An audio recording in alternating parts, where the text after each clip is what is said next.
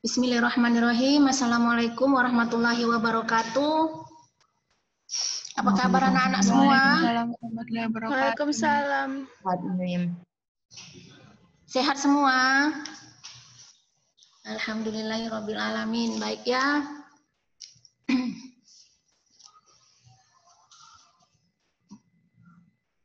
Alhamdulillahirabbil alamin wa bihi nasta'in ala umurid dunya waddin. Wassalatu wassalamu ala asrofil anbiya'i wal mursalin wa ala alihi wa sahbihi ajma'in. Rabbi shrah li sadri wa yassir li amri wahlul 'uqdatam min lisani yafqahu qawli.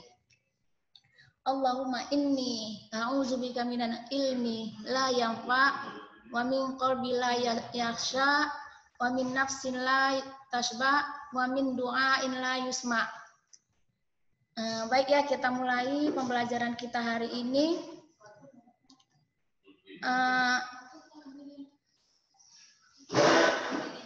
Iman kepada kitab-kitab Allah, ya. Sebagaimana kita ketahui bahwa kita wajib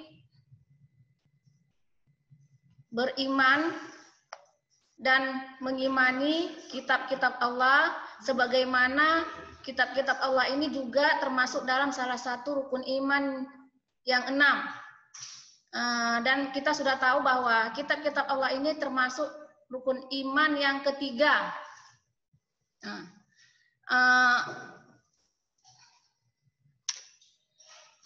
Sebelum kita memulai pembelajaran hari ini, kita akan terlebih dahulu memahami apa sih sebenarnya indikator pembelajaran tentang beriman kepada kitab-kitab Allah.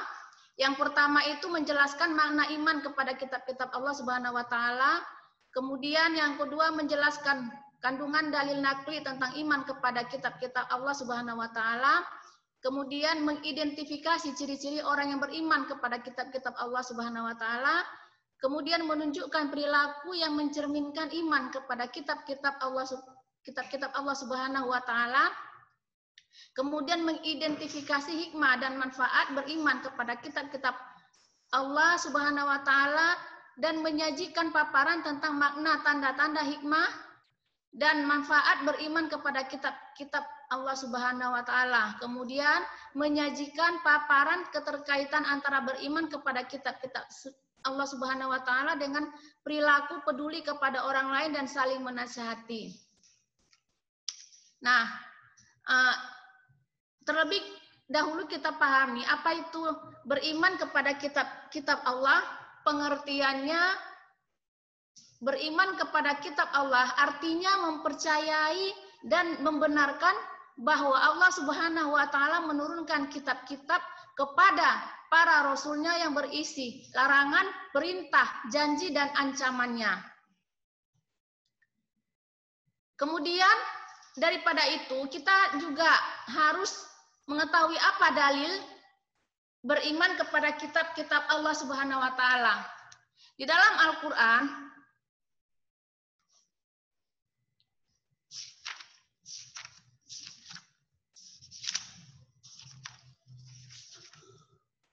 di dalam surah Al-Baqarah ayat 213 yang berbunyi kanan nasu ummatan wahidatan faba'atsallahu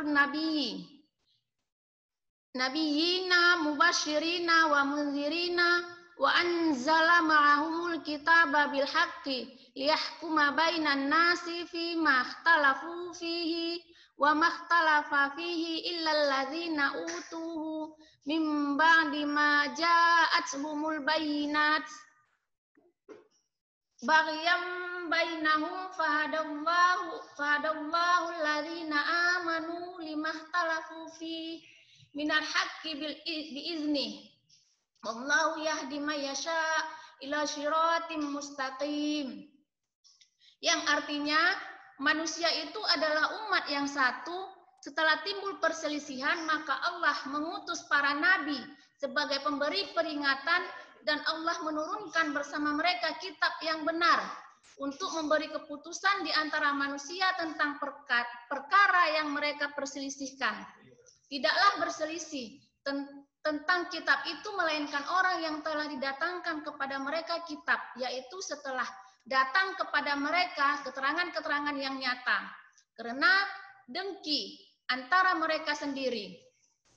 Maka Allah memberi petunjuk orang-orang yang beriman kepada kebenaran tentang hal yang mereka perselisihkan itu dengan kehendaknya. Dan Allah selalu memberi petunjuk orang yang dikehendakinya kepada jalan yang lurus.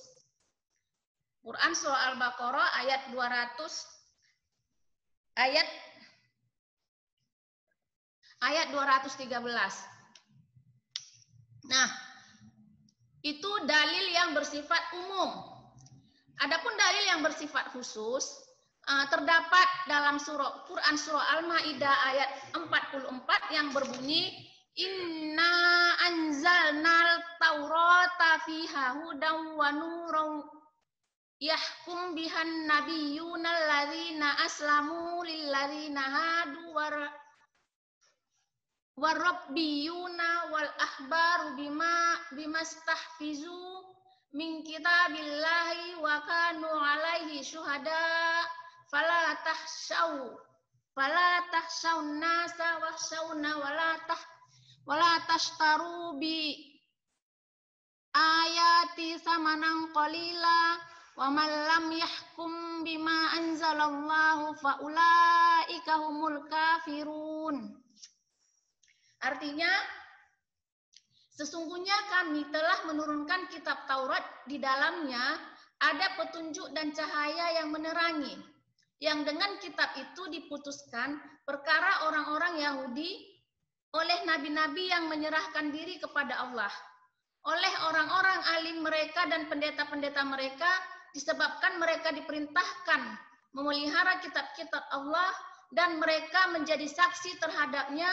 Karena itu janganlah kamu takut kepada manusia, tetapi takutlah kepadaku, dan janganlah kamu menukar ayat-ayatku dengan harga yang sedikit. Barang siapa yang tidak memutuskan menurut apa yang diturunkan Allah, maka mereka itu adalah orang-orang yang kafir. Nah, dua ini menjadi pilihan kita dalam mengambil dalil tentang beriman kepada kitab-kitab Allah. Dan tentunya masih banyak dalil-dalil yang lain yang menggambarkan kewajiban untuk beriman kepada kitab-kitab Allah. Nanti kalian akan mencari, Ibu akan menugaskan kalian mencari dalil yang lain selain yang Ibu sampaikan tadi. Nah, selain itu, kita juga harus tahu macam-macam kitab-kitab Allah. Apa saja sih kitab-kitab yang diturunkan oleh Allah, kitab samawi? Nah, yang pertama itu adalah kitab Taurat. Nah, kitab Taurat ini sama-sama kita ketahui diturunkan kepada Nabi Musa sebagai pedoman dan petunjuk bagi Bani Israel. Sesuai dengan firman Allah Subhanahu wa taala yang artinya, dan kami berikan kepada Musa kitab Taurat dan kami jadikan kitab Taurat itu petunjuk bagi Bani Israel dengan firman, janganlah kamu mengambil penolong selain aku. Quran surah Al-Isra ayat 2. Apa sih isi kandungan kitab Taurat itu? Ada beberapa isi kandungan kitab Taurat itu. Yang pertama, kewajiban meyakini keesaan Allah. Kemudian larangan menyembah berhala, larangan menyebut nama Allah dengan sia-sia, supaya mensucikan hari Sabtu, menghormati kedua orang tua, larangan membunuh sesama manusia tanpa alasan yang benar, larangan berbuat zina, larangan mencuri, larangan menjadi saksi palsu, larangan mengambil hak orang lain. Nah, dari kita lihat dari isi kandungan kitab Taurat tersebut, jika kita sinkronkan dengan isi kandungan Al-Quran, tidak jauh berbeda, sama-sama mengesahkan Allah, sama-sama melarang menyembah berhala, sama-sama tidak boleh mengambil hak orang lain. Nah, keseluruhannya hampir sama, keseluruhannya tidak ada yang berbeda dengan Al-Quran. Hanya saja ada salah satu yang beda, yaitu supaya mensucikan di hari Sabtu. Nah, umat Nabi Musa ini tidak boleh, umat Nabi Musa ini pada hari Sabtu itulah hari mereka beribadah. Nah, pada hari Sabtu itulah larangan mereka untuk melakukan aktivitas yang lain selain ibadah. Jadi bahkan seperti ada di dalam Al-Quran juga, kita lihat ceritanya umat Nabi Musa itu, Bani Israel itu pada hari Sabtu dilarang untuk mencari kesibukan lain selain beribadah. Nah, ini Allah memberi cobaan kepada mereka. Mereka ini pada para nelayan dari Bani Israel itu kan menangkap ikan. Nah, Allah memberi cobaan pas di hari Sabtu, sangat banyak ikan di laut, bahkan seperti menyerahkan diri, bertaburan ikan itu di pantai-pantai itu bertaburan. Mereka tergoda untuk menangkap ikan pada hari Sabtu, padahal sudah dilarang, tidak boleh. Nah, mereka tidak tetap keras kepala, tidak mengikuti perintah Allah, maka mereka tidak mengikuti ajaran Nabi mereka, Nabi Musa, dan tidak mengikuti perintah Allah, dan tidak mengikuti apa isi kandungan dari kitab yang diturunkan kepada mereka. Maka mereka berbondong-bondong berebut mengambil ikan yang sangat banyak di hari Sabtu. Maka Allah marah, Allah murka, jadilah mereka menjadi kera yang hina. Ini ada dalam Al-Quran surah Al-Baqarah. Apa kata Allah di dalam Al-Quran itu? Kunu qiradatan khasiin, jadilah kamu kera-kera yang hina. Nah, inilah jika kita tidak, salah satunya nanti akan kita jelaskan, jika tidak mengikuti kitab yang diturunkan kepada umatnya melalui Nabi, menjadilah tidak mendapatkan kebahagiaan, jadi kera yang hina. Tentunya kita tidak mau kan dijadikan seperti hina seperti mereka Bani Israel. Nah, kemudian kitab Zabur. Kitab Zabur diturunkan kepada Nabi Daud alaihissalam sebagai pedoman dan petunjuk bagi umatnya. Firman Allah dalam Al-Quran surah Al-Isra ayat 55 yang artinya, dan kami berikan Zabur kepada Daud. Kitab Zabur ini berisikan kumpulan nyanyian dan pujian kepada Allah atas segala nikmat yang telah dikaruniakan oleh Allah. Selain itu berisi zikir, doa, nasihat, dan kata-kata hikmah menurut orang-orang Yahudi dan Nasrani. Kitab Zabur sekarang ada pada Perjanjian Lama yang terdiri dari atas 150 pasal, tapi ini tidak lagi murni. Banyak yang setelah berubah, banyak yang telah dimodifikasi, yang tidak lagi sesuai dengan ajaran yang diturunkan melalui kitab Zabur.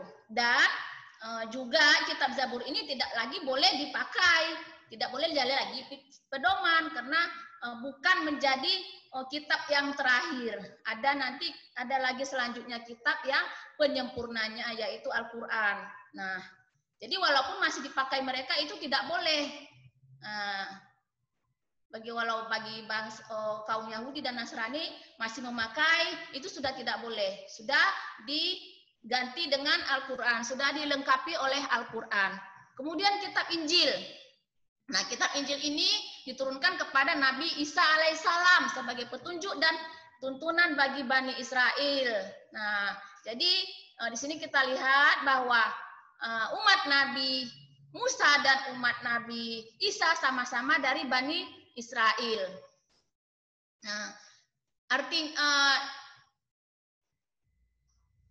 dalam Al-Quran Allah berfirman yang artinya, dan kami iringkan jejak mereka Nabi Bani Israel dengan Isa putra Maryam, membenarkan kitab yang sebelumnya, yaitu Taurat, dan kami telah memberikan kepadanya kitab Injil, sedang di dalamnya ada petunjuk dan cahaya yang menerangi dan membenarkan kitab yang sebelumnya, yaitu kitab Taurat, dan menjadi petunjuk serta pengajaran untuk orang-orang yang bertakwa. Al-Maidah ayat 46.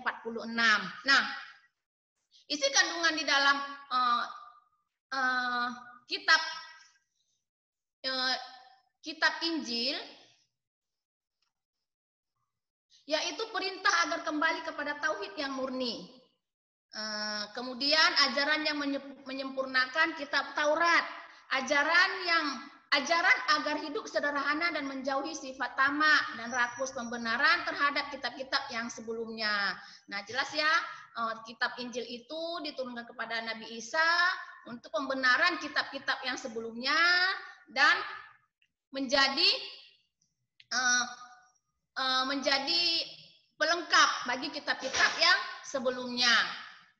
Nah, jadi ketiga kitab ini, Taurat, Zabur, dan Injil, ini adalah kitab yang memang diturunkan Allah kepada para nabi yang wajib kita imani, akan tetapi kita tidak lagi memakai kitab itu. Kenapa? Karena kitab yang sudah diturunkan oleh Allah sebagai penyempurna, sebagai pedoman hidup kita itu adalah kitab Al-Quran yang kita pegang sekarang.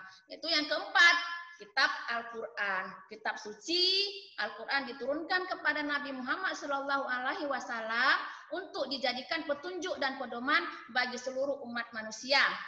Bukan hanya untuk bangsa Arab, sebagaimana firman Allah, Maha Suci Allah yang telah menurunkan Al-Furqan, Al-Quran kepada hambanya agar dia menjadi pemberi peringatan kepada seluruh alam. Nah, inilah bedanya antara kitab-kitab yang sebelumnya dengan Al-Quran. Nah, kalau kitab-kitab yang sebelumnya itu seperti kitab Taurat itu kepada Bani Israel, kemudian kitab Zabur tadi kepada kaum Yahudi dan Nasrani, kemudian Injil kepada Bani Israel, hanya kepada kaum yang itu kitabnya, tidak kepada seluruh alam. Nah, berbeda dengan Al-Quran, kalau Al-Quran itu bukan, walaupun dia itu turunnya di Arab, walaupun Nabi Muhammad itu adalah bangsa Quraisy, suku Quraisy, orang Arab, tetapi Al-Quran diturunkan bukan hanya untuk bangsa Arab, tetapi untuk seluruh alam, seluruh bangsa, seluruh manusia, seluruh alam semesta. Nah, jadi bagaimana? Nah, Al-Quran ini sesuai dengan perkembangan zaman, tidak akan pernah ketinggalan. Bukan Al-Quran yang mengikuti zaman, tetapi zaman yang harus ikut Al-Quran. Karena Al-Quran ini akan tetap sesuai dengan zaman kapanpun sampai kiamat. Ya, jadi tidak ada alasan bahwa sekarang sudah zaman modern, tidak sesuai lagi dengan ajaran Nabi, dengan kehidupan bangsa Nabi ketika Nabi Muhammad yang dulu. Tidak cocok lagi. Sekarang sudah ada ini, sudah canggih. Tidak. Bahkan Al-Quran ini akan sesuai dengan perkembangan zaman. Tidak akan ada yang bertentangan dengan Al-Quran dan tidak ada yang tidak cocok dengan Al-Quran. Harus zaman yang mengikuti Al-Quran, bukan Al-Quran yang mengikuti zaman. Nah, di dalam Al-Quran Allah berfirman, yang artinya Maha Suci Allah yang telah menurunkan Al-Furqan kepada hambanya agar dia menjadi peringatan kepada seluruh alam. Nah, ini kepada seluruh alam. Tidak hanya kepada satu kaum seperti kitab-kitab yang sebelumnya. Secara keseluruhan, isi Al-Quran ini meliputi hal-hal berikut. Apa saja itu?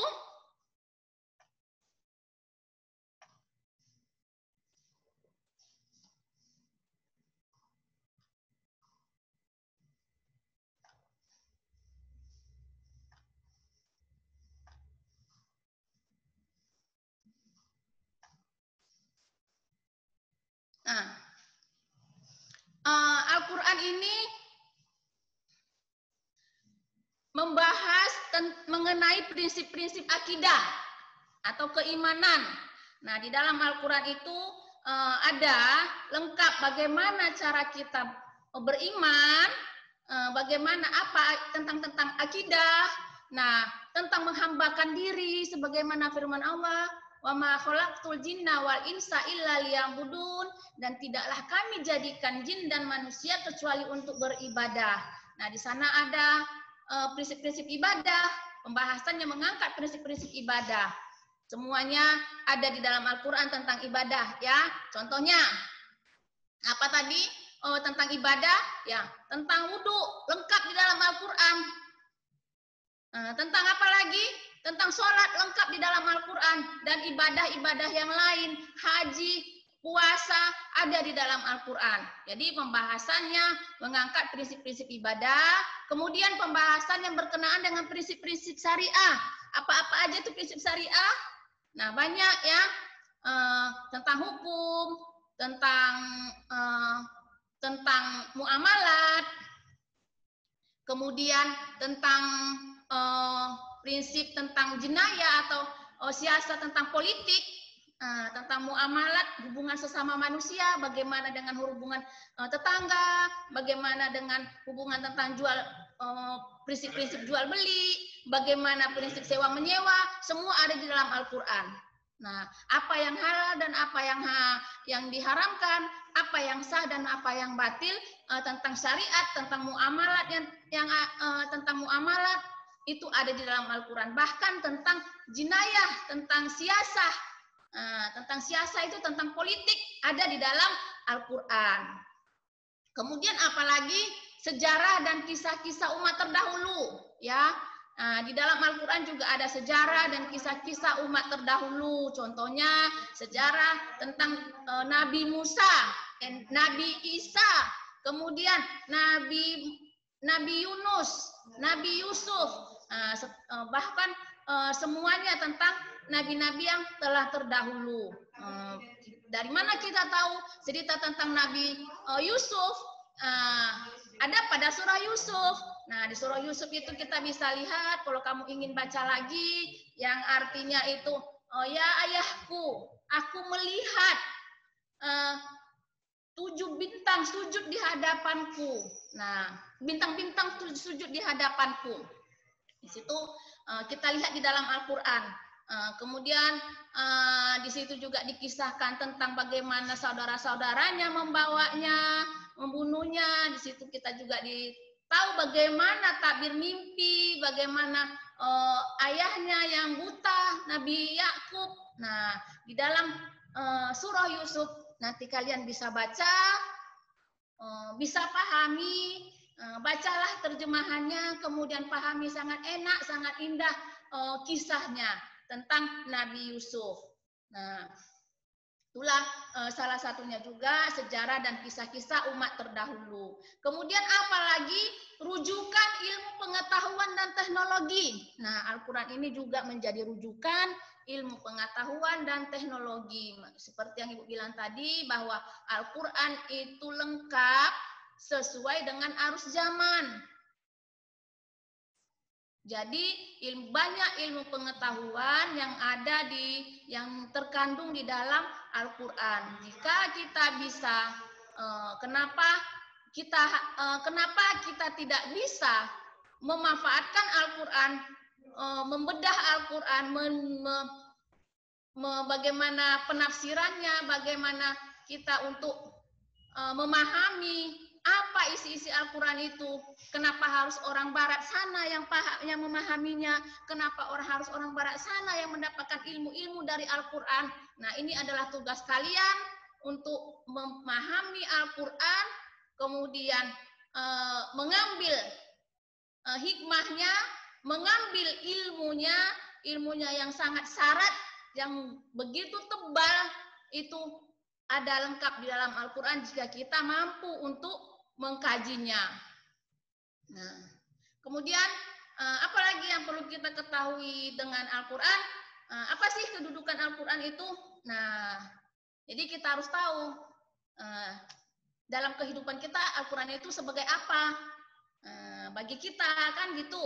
Nah, bagaimana bagi Nabi Muhammad, kan gitu. Apa kedudukan Al-Quran? Yaitu sebagai wahyu Allah yang diturunkan kepada Nabi Muhammad SAW. Nah, Al-Quran itu adalah wahyu yang diturunkan kepada Nabi Muhammad melalui malaikat Jibril, baik melalui mimpi atau ketemu langsung. Nah, sebagaimana kita ketahui, wahyu yang pertama turun itu adalah Iqra.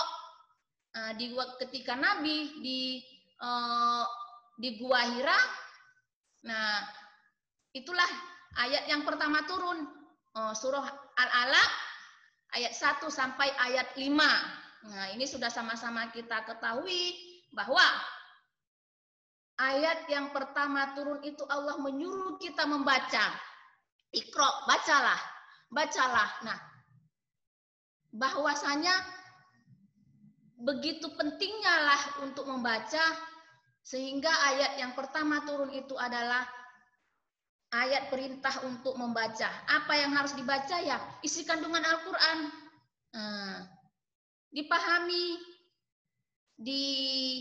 diambil ilmu yang banyak di dalamnya. Kemudian apalagi kedudukan Al-Quran itu sebagai mukjizat Nabi Muhammad SAW.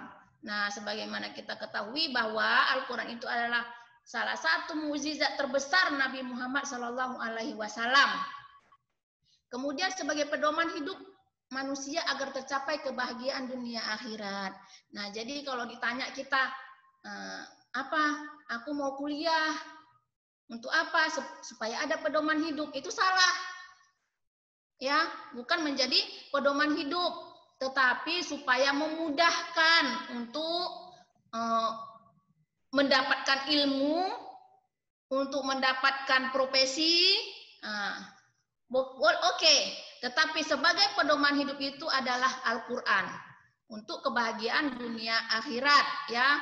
Jadi jangan salah lagi, bagaimana hidup kita, bagaimana tata cara hidup kita, bagaimana prinsip hidup kita, bagaimana pola hidup kita, itu harus sesuai dengan Al-Quran. Kemudian apalagi sebagai sumber dari segala sumber hukum Islam. Sebagaimana kita ketahui dan sudah kita pelajari ketika kelas 10 bahwa ada beberapa sumber hukum Islam. Contohnya yang pertama itu hadis. Hadis itu termasuk sumber hukum Islam. Kemudian apalagi kias. Kias itu juga termasuk sumber hukum Islam. Kias itu artinya yaitu menyetarakan satu hukum, satu kejadian dengan kejadian lain. Nah, bisa kita ambil kiasnya dari apa yang ketetapan hukum yang satu untuk mengambil hukum yang lainnya. Kemudian apalagi ada ijma. Nah, ijma itu adalah kesepakatan para ulama. Ini namanya ijma, termasuk juga sumber hukum Islam. Kemudian ada lagi uruf, ada lagi dan ada beberapa. Nah, semuanya itu sumber hukum Islam yang tadi itu semuanya bersumber kepada Al-Quran. Jadi Al-Quran itu adalah sumber dari segala sumber hukum Islam yang tadi ada beberapa macam itu. Jadi semuanya berpedoman pada Al-Quran. Tidak boleh, hadis itu tidak pernah bertentangan dengan Al-Quran. Kias juga tidak akan pernah bertentangan dengan Al-Quran. Ijma juga tidak ada bertentangan dengan Al-Quran. Tapi kenapa ada sumber hukum yang tadi yang selain Al-Quran itu adalah ketika Al-Quran itu tidak menjelaskan dengan detail. Ya, nah Al-Quran itu ada tidak semuanya dengan secara syar'i, secara jelas untuk memberikan sumber hukum itu. Ada dibutuhkan juga penafsiran dari para ulama. Ada juga pengkiasan untuk menyamakan dengan hukum Islam seperti Ibu kasih contoh. Ibu kasih contoh itu bahwa innamal khamru wal maisiru rijsun min di dalam Al-Qur'an itu min amali syaiton. Di dalam Al-Qur'an itu bahwa yang dijelaskan itu adalah keharaman khamar, tetapi jenis-jenis khamar itu tidak dijelaskan di dalam Al-Qur'an. Jadi di sini para ulama mengambil penafsiran, membahasnya, kemudian mengambillah pengkiasannya. Apa sih sifat khamar itu? Sifat khamar itu memabukkan, menghilangkan akal. Nah, dikiaskanlah apa saja yang bisa menghilangkan akal, apa saja yang memabukkan, dicarilah, disamakanlah, dikiaskanlah kepada khamar itu tadi. Contohnya seperti sabu-sabu, seperti ganja, seperti heroin dan sebagainya yang bisa merusak akal. Maka dijadikanlah, dikiaskanlah kepada khamar, maka barang-barang tersebut juga menjadi haram. Nah, itu contohnya, salah satu contohnya. Nah, apalagi tentang sholat, misalnya sholat itu dari hadis, ya, hadis. Dalam Al-Quran tidak dijelaskan bagaimana cara ruku, bagaimana cara sujud, bagaimana bacaan-bacaannya, tetapi dijelaskan oleh hadis. Nah, apa kata Nabi? Shollu kama ra'aitumuni usolli. Sholatlah kamu sebagaimana aku sholat. Nah, jadi ada hadis-hadis Nabi tentang tata cara sholat. Kita menjadi sumber hukum Islam, hadis. Nah, jadi itulah yang dimaksud dengan sebagai sumber dari segala sumber hukum Islam yang sudah kita pelajari di kelas 10. Nah, bagaimana cara beriman kepada kitab Allah? Ada beberapa banyak cara sebenarnya ya. Di sini Ibu cuma menyampaikan ada 3 contohnya saja ya. Cara beriman kepada kitab Allah yaitu dengan mengamalkannya dalam kehidupan sehari-hari. Sebagai khalifah di muka bumi, kita harus mengingatkan Al-Quran sebagai kitab Allah dan melibatkan dalam urusan kita. Jadi Al-Quran itu harus kita libatkan dalam kehidupan kita sehari-hari. Ketika kita mau berbuat sesuatu ini sesuai enggak dengan syariat. Nah, syariat itu kan berasal dari Al-Quran. Kemudian mempercayai kitab-kitab tersebut sebagai wahyu dari Allah Subhanahu wa Ta'ala. Kita harus percaya bahwa kitab-kitab tersebut sebagai pedoman hidup manusia. Nah, kita harus mempercayainya. Kita harus yakin. Kita harus beriman. Kita yakin bahwa kitab-kitab itu sebagai pedoman hidup kita, ya. Kemudian memahami maksud atau isinya. Nah, memahami maksud atau isinya, jangan hanya membacanya. Bagaimana kita mengamalkannya jika tidak memahami maksud dan isinya.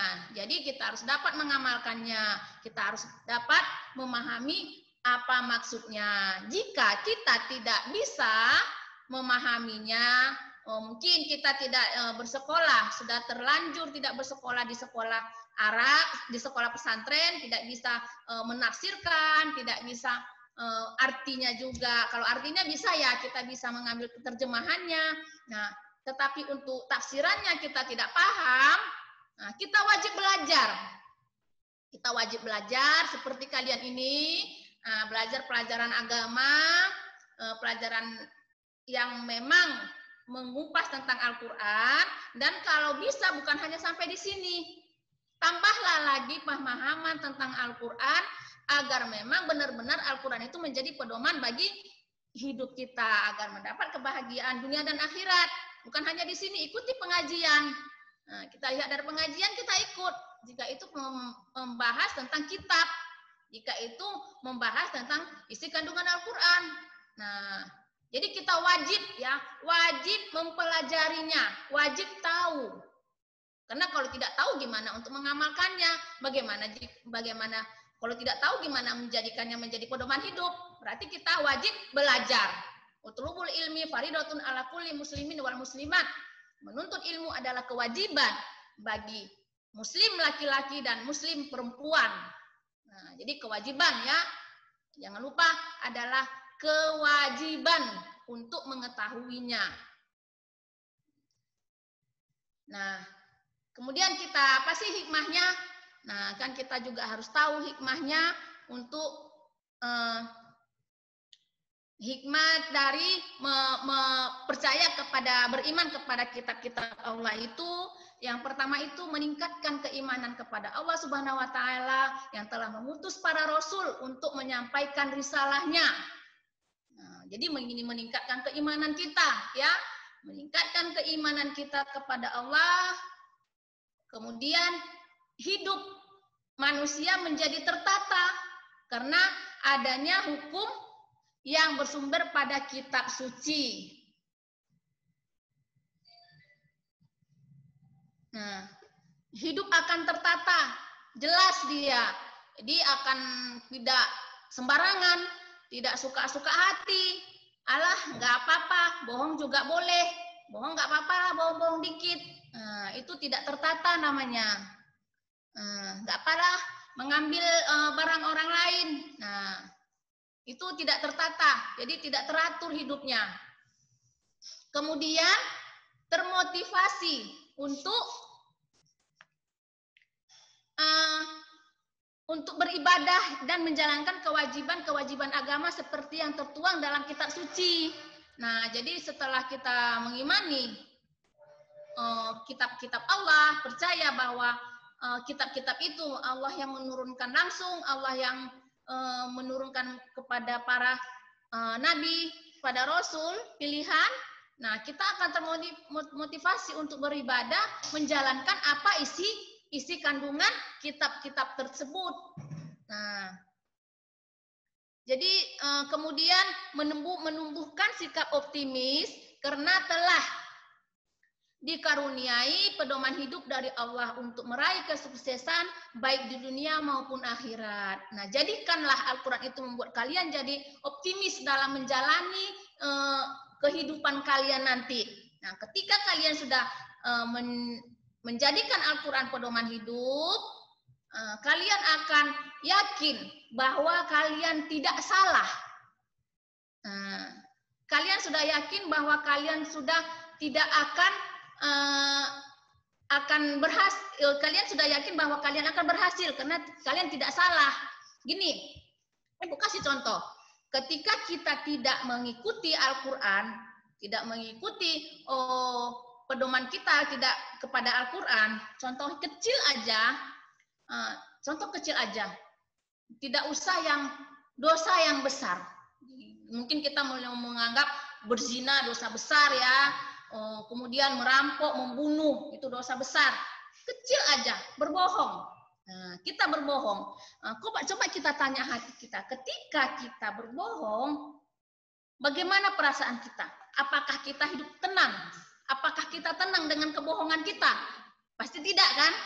Nah, bahkan akan menambah kebohongan yang lain. Karena untuk menutupi kebohongan yang satu, akan menambah kebohongan-kebohongan yang lain. Itu contoh kecil. Jangankan yang berzina itu udah terlalu besar contohnya, ya. Nah, itu hanya contoh kecil, hanya berbohong. Nah, kemudian apalagi hikmahnya, terjaga ketakwaannya dengan selalu menjalankan perintah Allah dan menjauhi semua larangannya. Nah, di sini setelah kita beriman, percaya kepada kitab Allah termasuk Al-Quran, berarti kalau kita beriman dan percaya, kita menjalankan apa perintah dan meninggalkan apa larangannya, maka terjagalah ketakwaan kita kepada Allah Subhanahu wa taala. Itu ya hikmahnya. Nah, setelah kita mempelajari tadi, menjelaskan, setelah Ibu jelaskan apa itu beriman kepada kitab-kitab Allah, tentunya kita harus menerapkan dalam kehidupan kita sehari-hari. Apa yang harus kita terapkan dalam